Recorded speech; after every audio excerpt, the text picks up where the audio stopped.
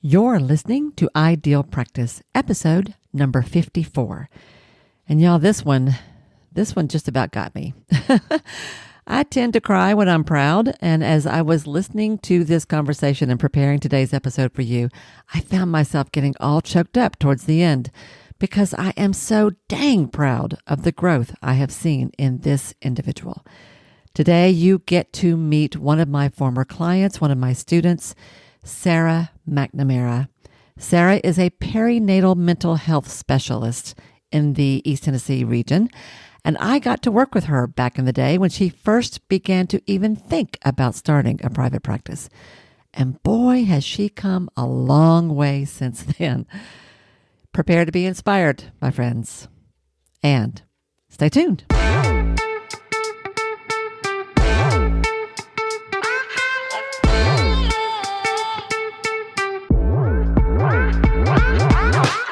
Hi, I'm Wendy Pitts-Reeves, and with over 2 decades of experience in the private practice world, I've built my 6-figure business while learning a lot of lessons the hard way.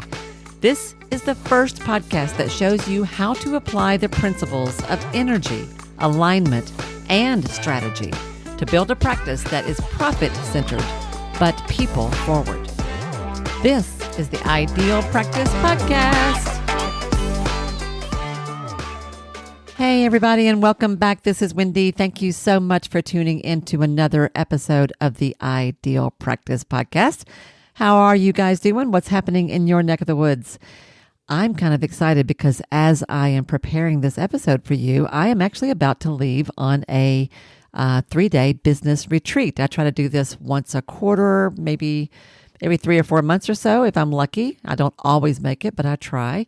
It's a time when I try to sort of check out of the world for a day or two and give myself some time and space to think about where I'm at, where am I going, make some plans, review some things, map out some ideas. And with the launch of my new mastermind program, Evolve, there's a lot on my plate that I'm really, really, really excited about, and I need some time to think about all that. So I'm heading up to the mountains for a couple of days. What are you doing? I hope it's something equally delicious, whatever that is for you. So let me tell you about Sarah. Sarah is a licensed clinical social worker who now runs a group practice, a growing group practice in Knoxville, Tennessee. And I first met Sarah when she approached me about coaching several years ago, when she first began to make the decision to move into a private practice. I think you're going to love her because she is one of the sweetest people on the planet and also one of the bravest. The journey has not always been easy. And in different ways, as each level of growth appeared, each time she was called to expand in some way, I've watched her bump into herself. And I've watched her find her way through those phases and into what was next for her. It's really, really awesome. This is just a lovely story, and I hope you enjoy it as much as I did. I invite you to listen all the way through, even if it takes you a couple of different times coming back, because there are so many gems, so many little bits of wisdom, so many moments when she could easily have said, enough is enough, I think I'm done here. But she didn't. And where she's landed today compared to where she started a few years ago is nothing short of amazing. And everything that you hear from her, you have the capacity for as well. All right? That's really what I want you to get from this today. So let's get into the interview. All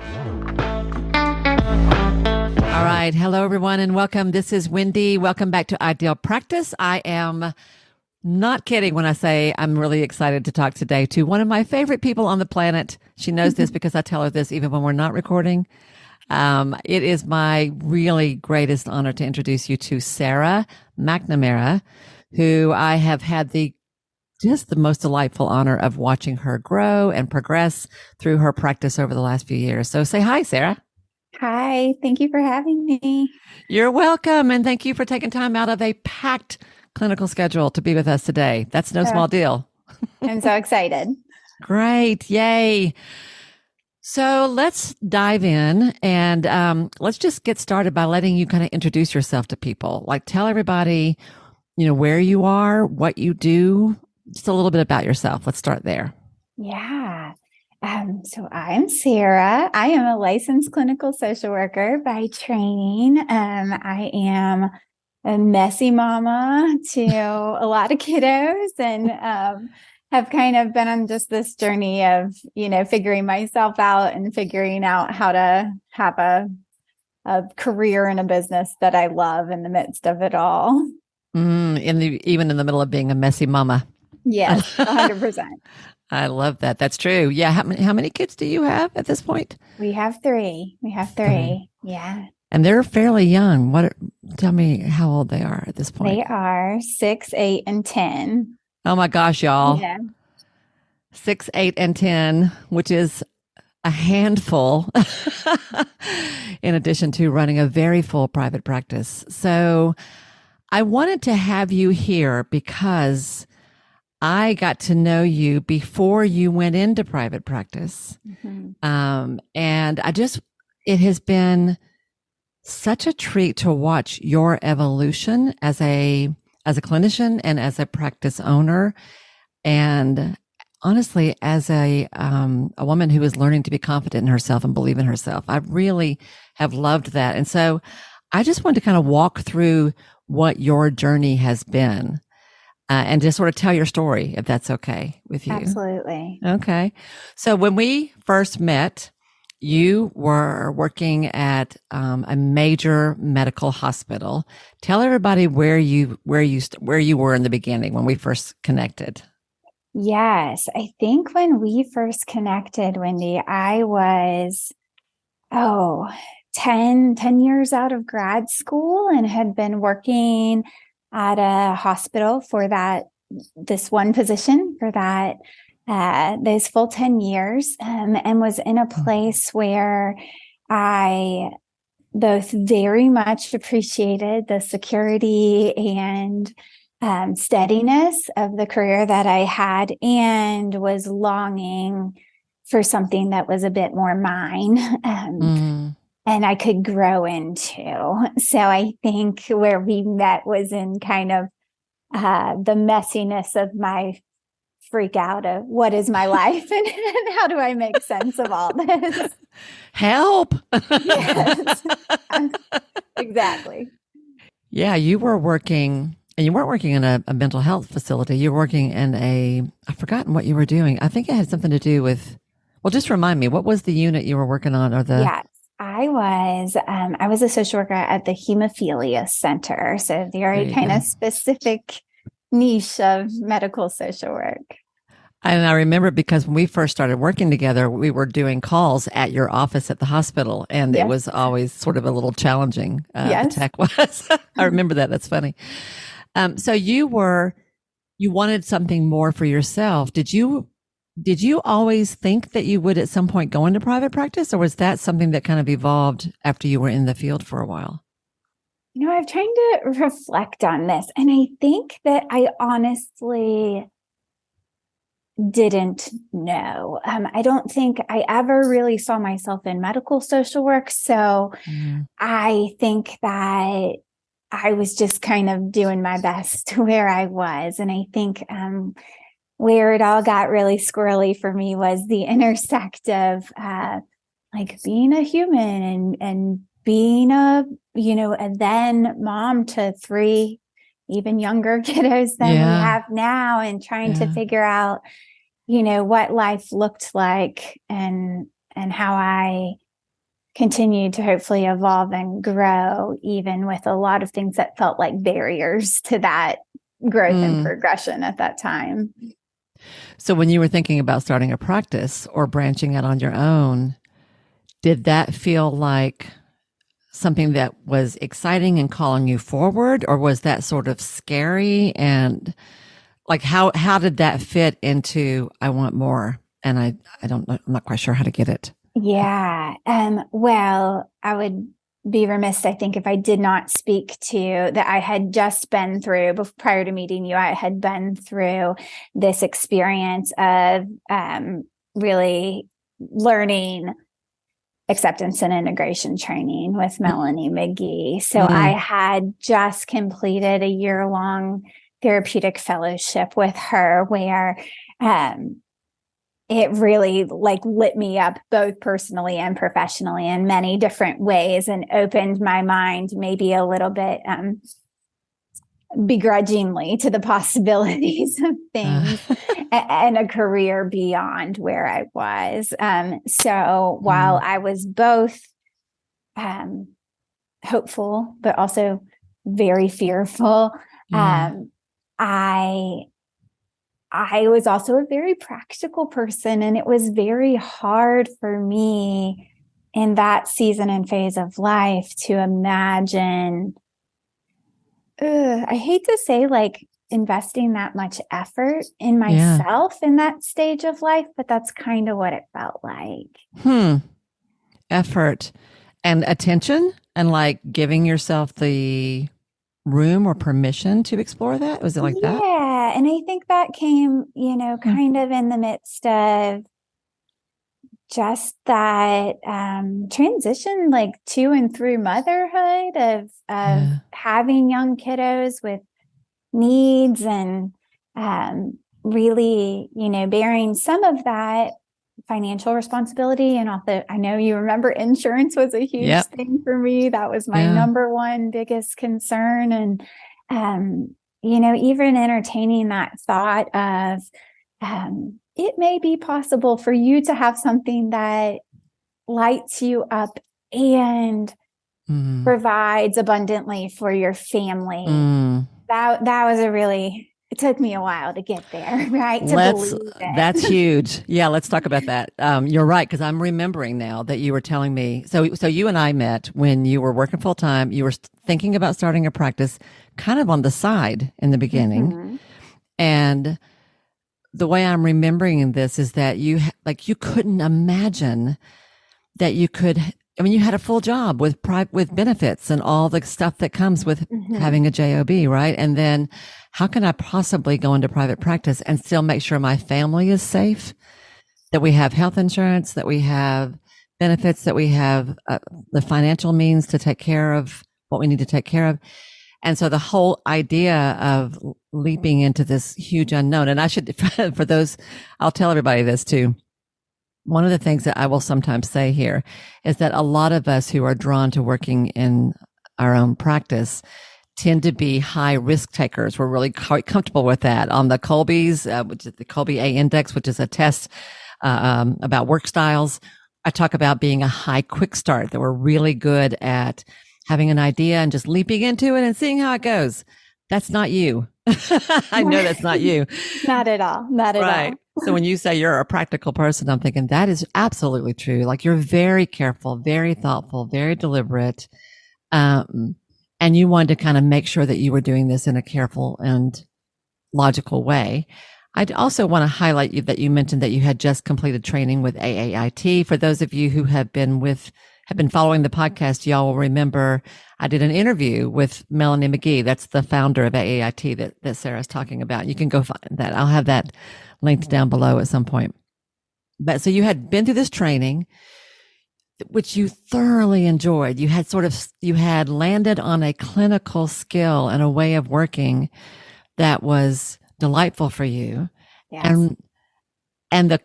But the idea of transitioning from a safe, secure job with all the things to running your own show and still being okay and actually making decent money and doing really good work that was a really big leap. Hard to imagine. Yeah. That's so true. And I think it's important to speak to that because a lot of people feel that way. Like, how could I possibly do this? And how would I make it? And how would I eat? Much less take care of my kids. Yeah. So tell us about what you did. So you came to me. I'll tell everybody that you came to me and we started doing some coaching together. And what I remember about that time was that you had we started working.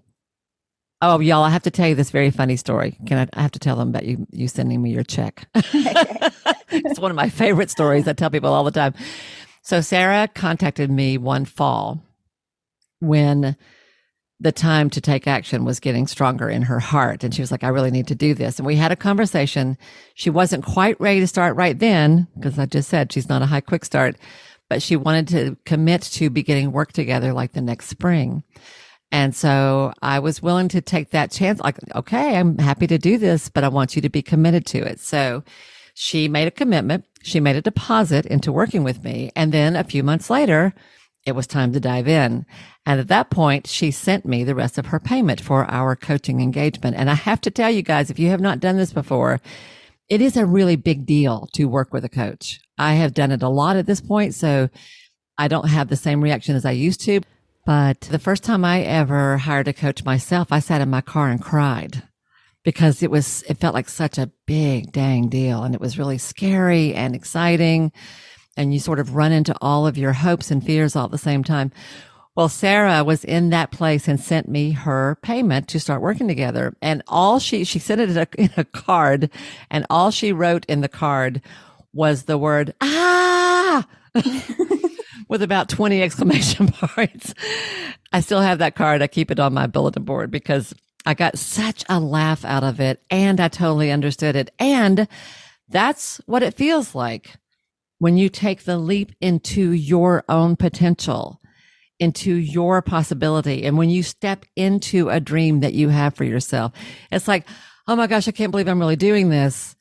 I'm really doing this, right? Am I really doing this? I'm really doing this. And it feels a little bit like jumping off a cliff. Would you? Did. Yeah, that's true. Yes, absolutely. That will always be one of my favorite things. So we got started.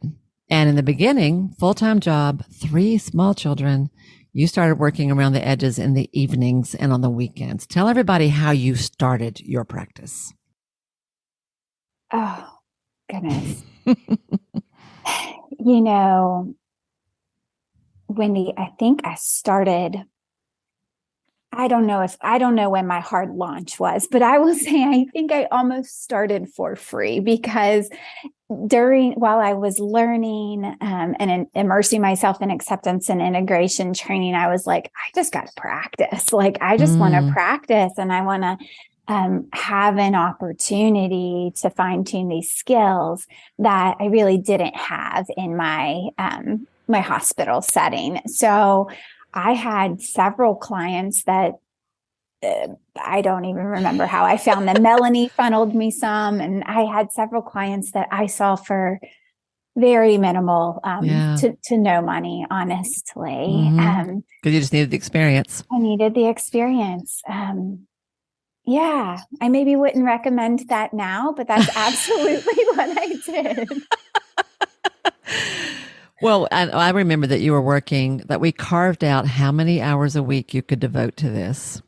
And there were like so many hours each night after a full-time job during the day. Mm-hmm. And I don't remember the details, but something like 2 hours on Monday and 1 hour on Wednesday and 2 hours on Thursday and afternoons on Friday and a couple of hours on Saturday. It was that kind of thing where you sort of like which actually is a thing. Like you carved out specific times. It's like you created the time slots, which from an energy perspective tells the universe to me that you are ready for business, that you're open for clients. Okay, here are the spots. Here's where I'm ready to fill them.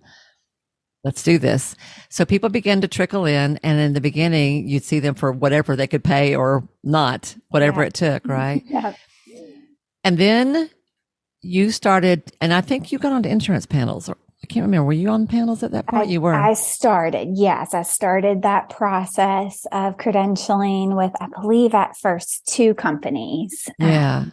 That to have that bank of referrals. Right. Because that was a built-in referral system. So you immediately started getting clients. And it seems like we started working like March or April of that year.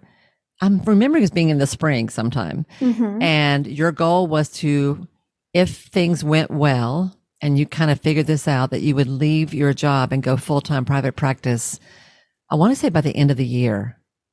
Yeah, I think my initial goal was to, kind of white knuckle it through a year of two two positions in motherhood and then see if I felt really safe to like make the jump to full-time private practice. Easy goes it tiptoeing. Yeah. And we didn't say this, but your husband is also a therapist. He's also a licensed clinical social worker. So like the house is full of this. So and he also was in private practice, I think. He was Correct. At that point, right? Yeah. But he had his own thing. You weren't joining him. You were creating your own path, your own business. So, and then things went better than you expected and you began to learn. You began to get more business than you thought you were going to get. You began to get more confidence with the skill, with this new way of working. I remember that you were taking on, like you were beginning to figure out which clients you loved working with and which you did not love so much working with, like what was a good fit, what wasn't. We were talking a lot about your marketing, your messaging, your niche, what you wanted to focus on, right? Do you remember all that?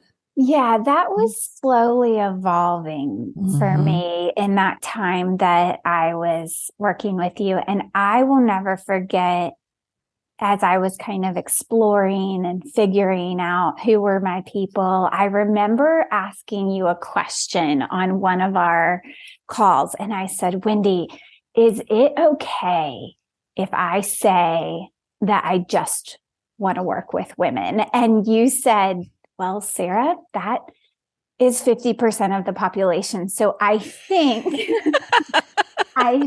you are casting a wide enough net that people will still come see you. Yes, you can still eat. You will have some clients. Yeah. And I was like, hold on, I got to overthink about that. You know? Oh, that's funny. I don't remember that, but that's funny.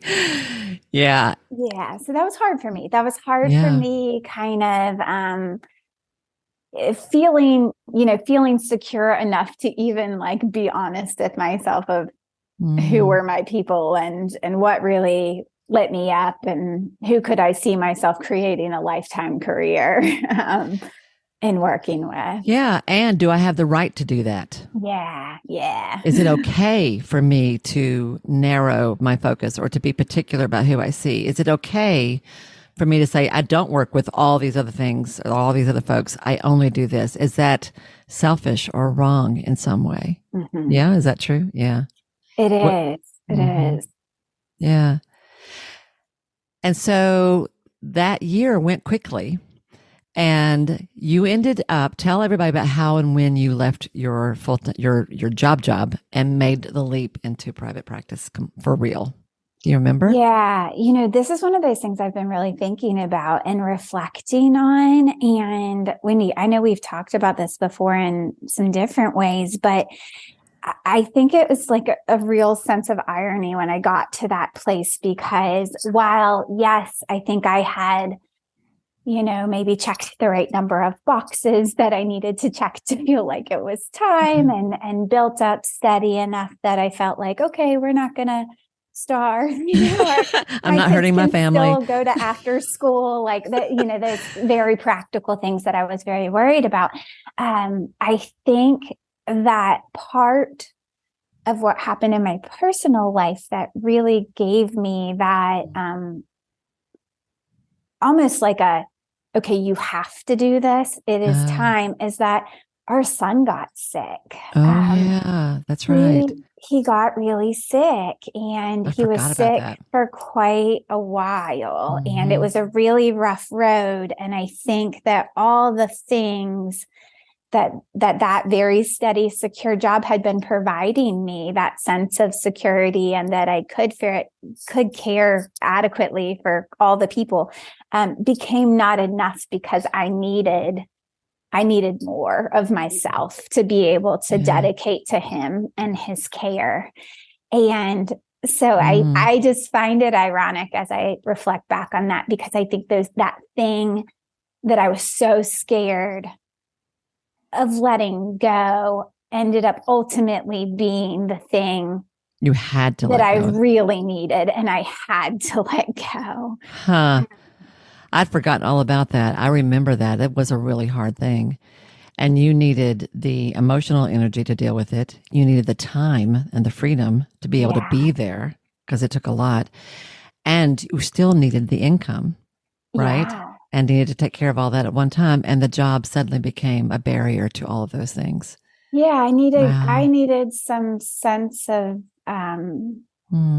authority and control in our schedule and our capacity and our life. And while like I really was thankful for that, that 6 months or so of building, it took its toll too, right? Yeah. Working two positions and trying to be all the things at home. And You and retired. I got to a place where I was like more scared not to do it. I guess I'll just jump, Enough of this already, y'all. Yeah. I'm doing it. Enough. And you ended up, I'm remembering, I think you turned in your notice like in November and left at the end of December, but you were there faster than you actually expected to be, I think, is the way I'm remembering that. Yeah. That is such a great lesson that oftentimes the very thing that we are most afraid of doing ends up being the thing that we need the most. And that adds to our lives the most, and that helps us expand in all the greatest ways. And it's also interesting to me. I hadn't thought about this till we probably did talk about this back then, but the concept of the breakdown before the breakthrough. Like, it's also interesting to me that right as you were becoming more committed to this path is when something really hard happens. And for a lot of, and this is not unusual. I hear stories like this all the time. The minute I decide to start my business is when I have an illness or I go through a divorce or, we have a flood or, what crazy stuff happens in the world. And yet your courage, your absolute courage and clarity and conviction that this was what was best for your family and what was best for you pulled you through that. And you've never regretted it. You have not looked back, I know, since that moment. Yeah. No. Yeah. It was the best decision I could have made. And I gave me a lot of space to have space maybe in my life. And he got better. Your little boy got better. Yeah. You got through it. It was tough, but he got better. So I think of this as like, this was like phase one of my experience with you. So now we're moving into what I think of as phase two, which is where you're now full-time private practice. You have a growing caseload. You are mostly or fairly insurance based at this point. I think you'd been on a few panels. You were sorting out pricing. What do you remember about that time in terms of what was the biggest challenge about that? What was hard, or what were the lessons you were trying to figure out during that time? Do you remember? Yeah, I remember. Well, I remember we were still working together for about at least 6 months into my kind of full-time gig. And I remember you kind of pushing me on some of these things. Really? Do I do that? Pick on me a little. Do I do that? And I was like, hold on, Wendy. Do you remember that I just did this really hard thing? And like, now hang on, be nice to me. Now I'm good, and I can just hang out here for a while. Being I can on hang out and seeing my people, and like, yeah. Aren't you proud of me for that really hard stuff? This is enough. Enough already. Back off, coach. Right. That's funny. That cracks me up because I don't know. I trust that?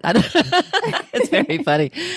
But that is your pattern, right? To reach to a certain point, and then actually it's everybody's pattern. We grow to a new level, and we're like, I think I'll hang out here for a while. This feels pretty good. Yeah. Yeah. So what was I pushing you to do? What was the challenge at that point? Always to take care of myself a little more financially. That was always, you are always in my head about that. What would Wendy do? I ask myself that all the time. I also think, during that time, you really helped me to do a lot of soul searching and figure out like, who are your people? And like, good job saying you just want to have a practice where you care for women's mental health issues, but what else? What else is there that really speaks to you? And in that, I really, I guess like took a look at my own self and was like, like I'm a messy mom. I've journeyed with anxiety. I know this territory, and really like kind of kickstarted that passion for perinatal mental health. Yeah, that was huge. I remember that we were working on your website and that you had a pretty site, but the messaging was fairly generic, as is the case with so many counseling sites. And the whole is like, but what do you like? Who are, like, you're right. Who are your people? What lights you up? You had a skill set, and you had begun to sort of clean that, or not clean that up, but sort of get clearer about that. But we were talking about something, if you're seeing 25 people a week or however many it was, who do you love? Who are the ones that are thrilling? Not necessarily easy. Doesn't mean they're easy, but it means that like you at the end of the session, you're like, oh my gosh, that was so fun, or that was so good, or I feel so awesome about that. And you began to recognize that the people who lit you up were women who had gone through or were in the middle of anything that had to do with becoming a mom, all the things related to perinatal care. And that's when I remember you beginning to do a little networking and connect with other providers and doctors in town who saw that same population. And am I remembering this right? That was kind of a little scary to reach out to some specifically doctors is who I'm remembering. Like OBGYNs or it was. I remember that you coached me through a meeting that I had with a OB provider at our wonderful local hospital where I previously worked. And I was so nervous. I was so nervous to go and talk to her. And I maybe put it off for a while, and then I did it scared. And I will tell you, like, that connection has been so kind to me now we're 5 years out from that. And that continues to be a really important relationship to me in this journey and progression of my own business. So yeah, it was scary. Like everything else, I was scared to do it. I remember that. It really was a big deal. And because we are so easily intimidated by folks who seem like they have more experience, or they have a different level of credentials, or they've got their act together and I'm just getting started, or all the stories we tell ourselves in our head about, who am I? Who am I to go and talk to this person? Who am I to ask for referrals? Who am I to present myself as an expert in this area? All the things, all those doubts that we all do, which I can totally relate to. I've had many of those moments of my own in my life. So, and I do remember that, talking about what to say, how to think about it, how to prepare yourself emotionally and energetically. I do remember that. It really was a big deal. By golly, you did it. I did it. You did it. Yeah. And you began to hone the messaging on your website to speak to this population. I haven't heard you say messy mamas until today. I love that. It's just like, that just covers so much ground. My kids are grown and gone, and I think I'm still a messy mama. So I can totally. I don't think that ever goes away. Yeah. So now you've got a full-time private practice, mostly insurance-based. You're beginning to make connection with referral sources in town. You're beginning to get a reputation for the kind of people that you are best at working with and who you love working with. Your practice begins to shift as you start to refer out those who are not a good fit, and more, you're focusing on this population. And then what was the next big leap for you? Like, I was thinking about what was the joy about that period. The joy, I'm guessing, at that point in time was that you had a business that was running. You were doing it. Like, look at me, I'm doing it. Right. And still growing, still bumping into things that were a little scary, still pushing through the next level. So what do you think was like the next big thing that you had to get through, or the next big transition, the next phase of practice for you after that? Well, I think that, Wendy, when you really helped me to kind of align and this has been a theme for me throughout everything I feel like I've done. When I've aligned my heart with my business, when I've aligned my personal values with my business, then it clicks for me and it makes sense. And that's when I'm not so much of a low quick start is when I love that. When I have that drive. And so I think in identifying that and getting clear on like, hey, yeah, it is okay to say that you work with women and families on the journey to and through motherhood. That was enough of a spark for me that I felt really confident in furthering my skills and abilities in that arena. So I think at that time, still insurance based, but really went on to just let my interests kind of run wild and pursued all the things, all the certifications and the information that I felt like I needed to really be able to immerse myself fully in this work that was so important to me. Oh my gosh, I love that.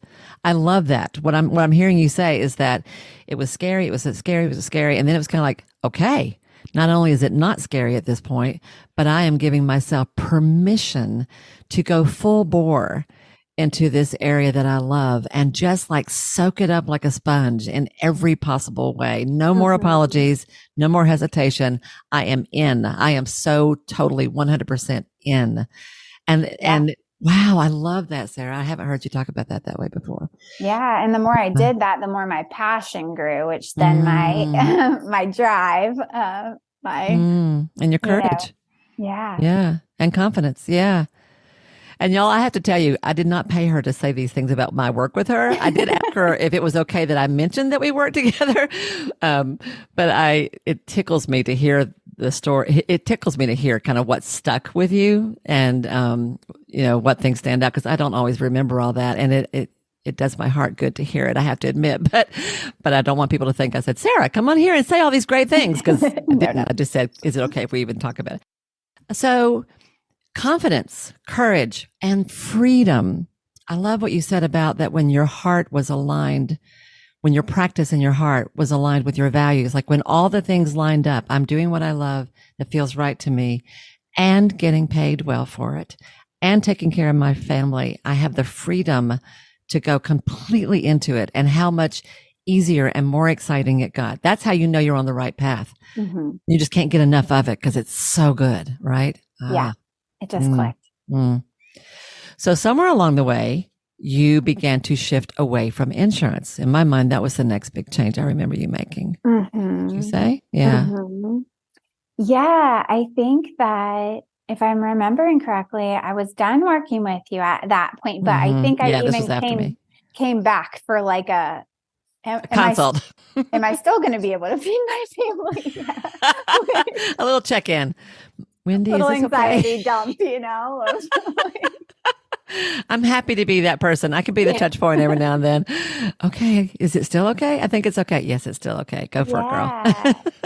Yeah. And so, again, that was a journey for me. That was a progression of kind of dropping, some of those panels, but ultimately seeing that, my people are still showing up. They're still finding me. They are, willing to pay if the work, if what I bring to the table is good and true. Yeah, good and true. They are willing to pay if what I bring to the table is good and true. That's beautiful. Yeah. So you began to sort of wean yourself off of that. It wasn't a overnight quick decision. It was like a little at a time, but you gradually moved that way, testing the waters, and it worked. And as someone on the outside watching you, what I have seen happen is that you've developed a reputation in Knoxville and the surrounding area as the go-to person for these things. So whenever someone has a referral pops up, somebody says, I've got a client who's really struggling in this area, over and over again, people will say, go to Sarah, go to Sarah, go to Sarah. Do you know Sarah? Yeah. They're so nice to me. Yes. Yeah. Yeah. It's true. Yeah. I know good people. Yeah. Well, they're good people and you do good work. Yeah. I believe that now. Bing. It's just dawning on me that at the day of the time of this recording, this episode won't go live for a little while yet, but at the time of this recording, I have just published an episode where I was talking about the 3 things in your practice that are going to force you to grow. And they were that you have to be willing to be seen, you have to be willing to be paid, and you have to be willing to lead. And it's like, that's exactly what you have been doing. That's the journey that I think you have been on.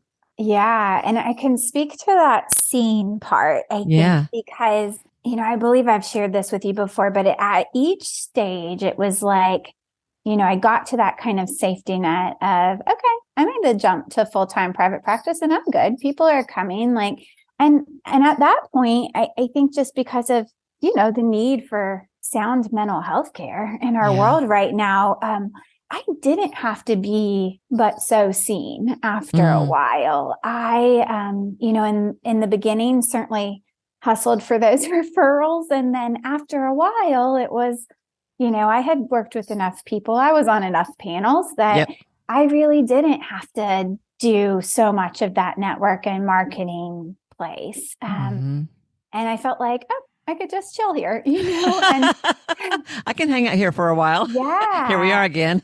Yeah. And that was kind of comfy. And then with that, again, that, transition to leaving insurance and going into full private pay practice, there was that, okay, like I might have to get back out there, right? I might have to put myself out there, network, increase my marketing a little bit. And so again, kind of in that forced to grow. Yeah. Stage. Yeah. And so I did do that thing at that time. And then again, saw it kind of level out there, like, okay, it's just me. And now, yes, I made the transition to getting off of insurance and people are still coming. And, my favorite part in all of this has been when my clients start sending their best friends. That was a very yes. When I was like, oh, okay. This is awesome. But had gotten to that place where I had seen enough people and my name was out there enough that I really could have just hung out there too in a kind of successful private practice, all on my own, where I got to work with the clients that I loved and lit me up. And I got to be there for my family and attend that kid's school event and stay home. And Sarah, I'm going to ask you, did your income go up when you switched from insurance to self-pay, or as you've made this, and based on where you were back in the hospital, everything is better, right? Income is up. Yeah. Everything is better. Yeah. Yeah. Yeah. Good. Yeah. So this is a theme at each point. I could stay here. There's nothing wrong. This is plenty right here. Yeah. And yet maybe I could grow a little bit. And then, okay, I grow. It's a little scary. It's a little challenging. I get through the next level, the next hurdle. I level up at a different place now, a new normal. And it's like, okay, I've done it. I'm going to stay here for a while. This is all fine. This is a pattern that keeps repeating itself. I'm noticing, which I love, because this is also what happens to our clients. They come to us with a certain thing and we help them get through that. And then it turns out there's something else they need to do and the growth continues, right? So how were you challenged at this point? So like things were good. Like you said, you've got a solo practice. You're doing great. You're seeing who you want. The money is really better than you thought it would ever be. And the impact is valid. Like you're doing, it's all good. Good impact, good income, good freedom, all those things. What was the challenge then, or what was the call then? What began to what was tickling your brain at that point? Yeah. So I think, what was happening in our world happened in our world was COVID-19. So, 3 months after I actually went into full-time private practice, COVID happened and I went home and worked from my bonus room. So, and in, being a mama to at that time a child who was immunosuppressed and working out of the bonus room, and having a husband who was self-employed working out of the bedroom. Crazy. It was kind of stressful, right? Like I'm not sure I was okay. And in my own experience of that, when, the world did kind of normalize a little bit ish, after that, I in working with these women who were strikingly similar to me, witnessed this real isolation and hurt and loneliness that our mamas were experiencing during that time. And I think after we rebounded a bit from COVID, I saw a flood of women needing care and support. And that was when that still small whisper started, I think, of I am good, but we're not actually good. Collectively, we're not really so good. Right. The need is great. Yeah. And,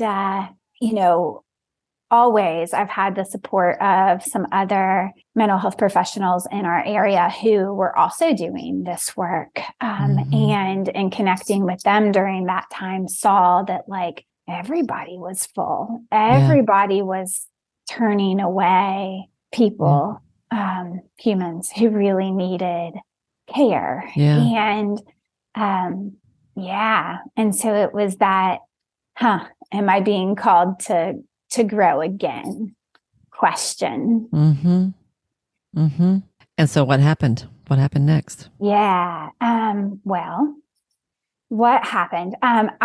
This was something maybe that I tacked up on my vision board, right? That I was okay, maybe one day I can have a group practice. Maybe one day we can expand and serve this need. And so I, again, maybe set to work on deep diving into all the things I wanted to know or felt I needed to know to think about what that would look like. What it would look like to run a group practice. And I think I actually popped in with you several times along there and was here's my many ideas. What do I do? I do remember that. We did a right? call in there somewhere. And really the progression was that in my own exploration, I looked into what would it be like for me to start a group practice, and what are all the things I need to know and account for and have in place so that we could actually take this work out into our community a bit more.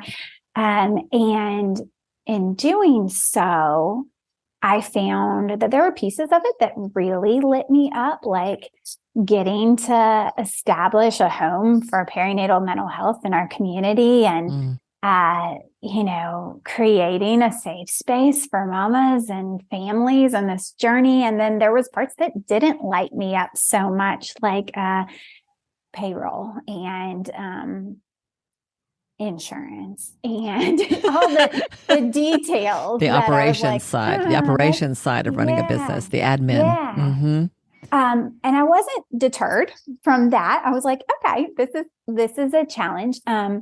But in talking, so I started to talk to my trusted people. I know I popped in with you. Melanie was really helpful. Melanie McGee was really helpful to me in kind of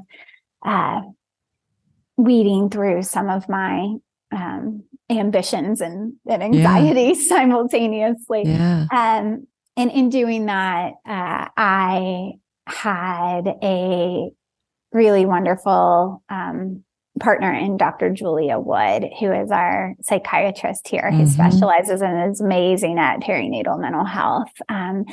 And she did a lot of exploration with me. She really helped me out kind of in being, a cheerleader and saying, I do think that this is a need. And that affirmation was huge to me. And the bigger the dream, the bigger the fear.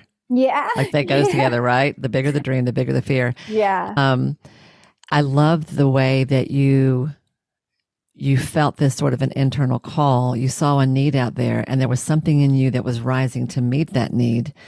And I love that that you said you turn to your trusted people. You have a circle of people that you could bounce ideas off of. And it's a long way from that very first scary call to that one doctor at your old job. Yes. That now you have a whole circle of people like that you can turn to and kind of go, all right, this is what I'm thinking. Help me think this through. What am I missing? What am I seeing? What are my opportunities?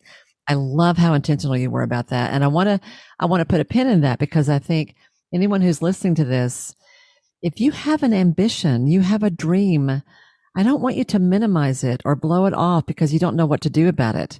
Just begin to ask the questions. Just begin to hold out the possibility. And when you start talking to people about it, especially people who are supportive, don't share it with people who've never run a business before, who've never done anything big or scary in their own lives, because they will not be what you need to hear from. Share it with people who have been there in some way.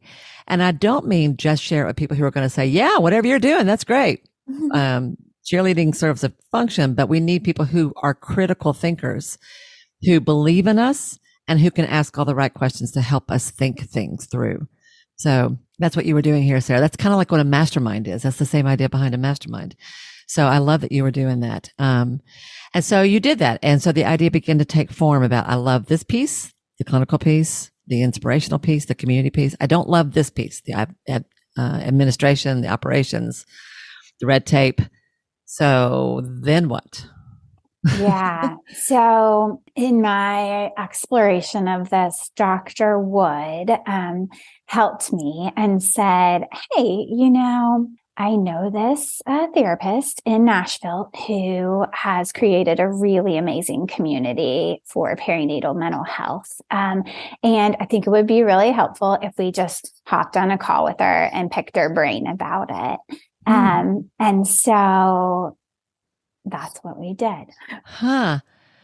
And did Dr. Wood do that with you? Like she sort of made that call happen? Yeah. Oh, I love that. So she connected you guys. Okay. She did. Yeah. So Dr. Wood and my now partner, Emily Party, and I hopped on a call, and Emily was right off the bat, like amazing and supportive and kind of just a champion of women in business and doing awesome things. So she really, shared her heart and her vision for what the experience of what that had been like for her in the Nashville community. She had already done what you were thinking about creating. Yeah. In the Knoxville area. Right. Yeah. Right. So that, I love the fact that, that a mentor of yours was like, here, you two need to talk. Let me help you let's make this happen. Right. So it was a really good connection. And then, so that was your next leap. So you went from a job with a small practice on the side to a full-time practice that was insurance-based, to a full-time practice that was self-pay, all with with a market and a niche and a population you wanted to serve. All of that was happening all along the way. Your confidence is growing along the way. Your skills are growing. Your reputation is growing. Your income is growing. I'm always going to point that out because we need that. And then you and Emily ended up deciding to become business partners. That's where you went next with this, right? Yes, we did. I think on that call, Emily was amazingly supportive and like, hey, I'm here to help and be a mentor to you in this process. And also, if you ever want to learn about readiness counseling, we're ready to expand. And so that was my next step, was to think through what my wonderful possibilities that I had and what was best for me and a way forward. That was a big deal. So you are now the clinical director of Ready Nest Counseling in Knoxville, which is the Knoxville location of a practice that was in there's a Nashville branch and a Knoxville branch, and you and Emily are 50-50 partners in this business now, as I understand it, right? And you are bringing on clinicians, right? You're building a staff. You are building a group. Is that right? We are. Yeah. So tell me what your business looks like now. Yeah. So we founded Readiness Knoxville in June. of 2022. So we've got Brand new. 7 months under our belt. I guess Brand seven, new. yes. Mm. And we are fortunate to have myself, and two therapists here, with expertise in perinatal mental health. And I call her my magical unicorn, but we have a psych nurse practitioner who is a nurse midwife. So wow. she worked for 10 years as a midwife and saw this beautiful, hard need for mental health in this population, and went back to school to further that. And when I was looking for therapists to join me in this venture, Laura is her name, popped in and was like, "Oh, hey, like you need me. It's This me. is huge. That It's is me such that you need." like score. Yes. That is such a big deal to have at a practice. Right. I had a Yeah. psychiatrist in my practice at one time and I was like, this will never happen again. I was so excited. Oh, that's great. Yeah. So we are, yes, so fortunate to have a team. And I think my favorite part of this is watching how, like, when I really do step into that, like, it organically kind of works itself out. Yeah. And the right people come. So yes. So we have myself, Emily, two clinicians, two therapists, and our nurse practitioner here. And are they W-2 employees or are they 1099 contractors? Yes, they are contractors. Okay, got it. And so they work with the clinic and they get a percentage of some sort. You have a revenue sharing model of some sort with them, right? Okay, got it. Got it. And you oversee the whole thing. And the whole point about recognizing what you don't love to do was that by hooking up with Emily, I'm guessing she had the admin piece already figured out. Is that what that was? Yeah. So you had systems. So we have a beautiful structure that Emily had already implemented. So we have a lot of support. We have a marketing team. We have an intake coordinator who is amazing and our first like friendly touch for these women coming in a really hard and vulnerable time. So it's come with a really lovely team of support that has made it really fun and wonderful for us to kind of like hit the ground running in the last several months. Seriously, that's gorgeous. So you don't do any of the intakes. I'll go through the intake referral, the coordinator person, right? So you're not even handling those phone calls anymore. No. Oh, wow. So that frees you up to focus on the clinical work and the support of your people, I'm guessing your staff that you're building, right? Look at you being the leader of a group. Yeah. Look at that. Thanks. Man, you have come a long way, girl. Kicking and screaming, but here I am. Did you ever, I mean, like, seriously, did you ever think that you'd be here? It is really remarkable. Yeah. I don't know. Maybe not.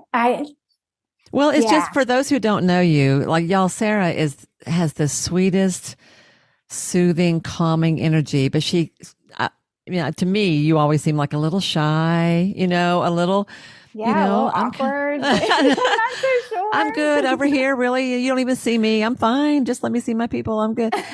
To go from that little, it's okay. I just want a little something on the side to, you know what? We're going to make a difference in the world. There's a need here and I'm going to run it. And I'm going to co-build this company with this other awesome person. And we're going to do big things. And like the ambition to make a bigger splash has come as you've gotten more confident. And that has come every time you have taken a scary step forward, every single time. Yeah. I don't know how I'm going to do it. I don't know how I'm going to do it. You've also asked, let's think about like, what are the things that tie all this together? What's the pattern? The pattern is that, well, you tell me, I can think about what I think it is, but what would you say are like maybe 2 or 3 consistent principles, factors, key, behaviors, mindset? Like what's the pattern that has led you through at each step of growth at this point when you look back on it? Yeah, I think at every step, Wendy, it's like, it doesn't make sense to me until it aligns with my heart. So when, trying to leave the hospital, it it was overwhelming and I wasn't sure it made logical sense until that emotional piece came in where it was like, my family really needs this. I really need this. Right. And then in kind of narrowing down and having the guts, if you will, to make that transition to private pay, it had to be that I believe in this work and I believe in it with everything I have. And so it will work. And it will work.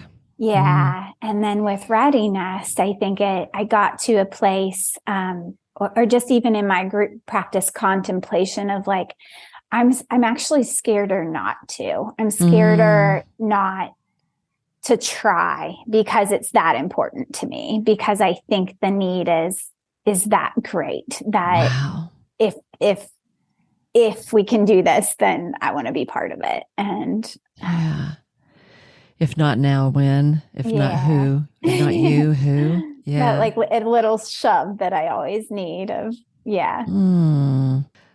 So as I start to pull this together, what's striking to me is that I love what you said about your heart has to be in it. Like it has to feel right, which I can relate to because I also learned from experience. I couldn't do something just because it made good sense, because it was practical, logical, sensible. That was never enough to carry me. I started a mediation practice at one time and went off and got trained in mediation and did all the things to get a mediation practice off the ground. I still believe in it. It's a really good thing. I love it, but I did not love doing it. I did it because it was a good business move and it seemed at the time like it checked some boxes that I needed to check.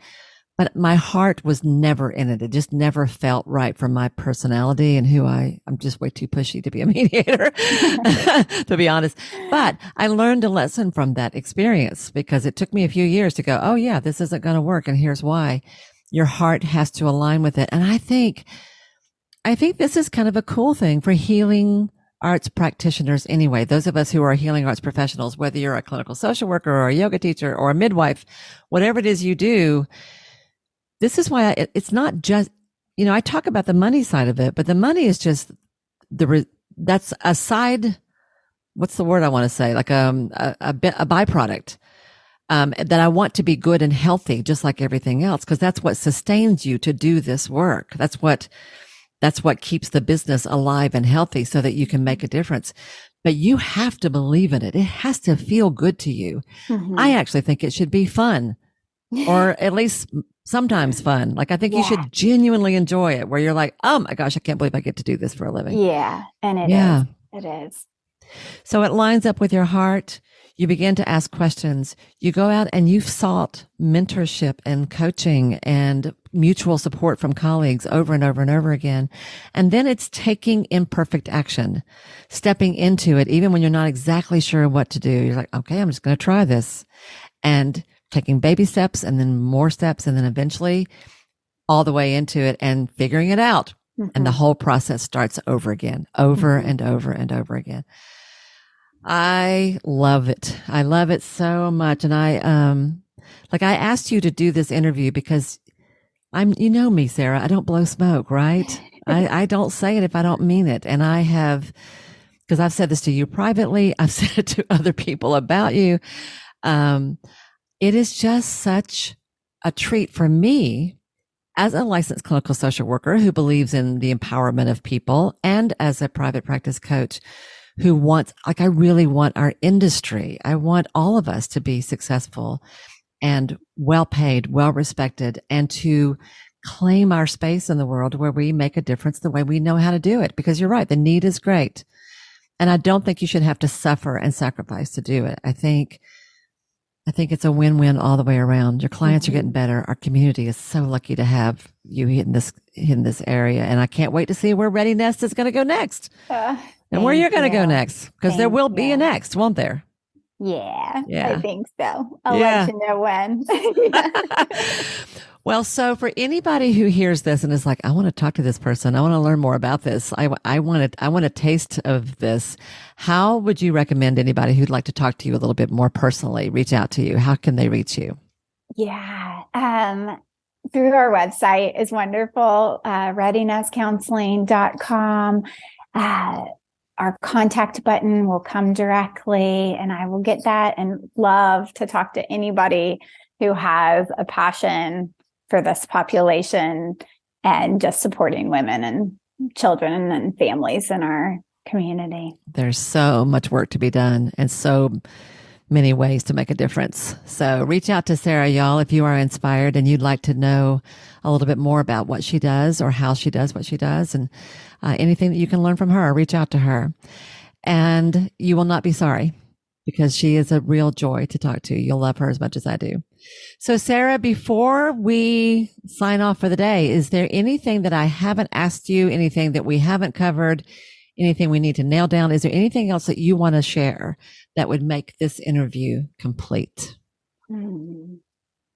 I think, Wendy, that in the many, many ways that you have supported me and helped me over the years, that the one thing that I will always consider in any decision is that question I mentioned of, does this align with my heart and my values? And when it does, the risk and the hard, it's worth it. It's worth it. Yeah. It's worth it. The how becomes apparent. You figure the how. It's never about the how. Yeah. Yeah. It's about giving yourself permission to do what you really, really, really want to do anyway. Yeah. So that's good. Thank you so much for being here, sweetheart. It's just been delightful. Yeah, your check is in the mail. It's really been great. And I know how busy you are. I know how packed your schedule is. And I really, really appreciate you taking the time to do this for today. So thank you. Thank you so much, Wendy. And with that, you all, we will bring this episode to a close. Thank you so much for being here. I hope you have enjoyed this as much as I have. And take what you've heard today and learn from it. Where is your heart calling you to grow? I encourage you to listen. Thanks, everyone. Have a great week, and I will see you next time here on the Ideal Practice Podcast. Bye now.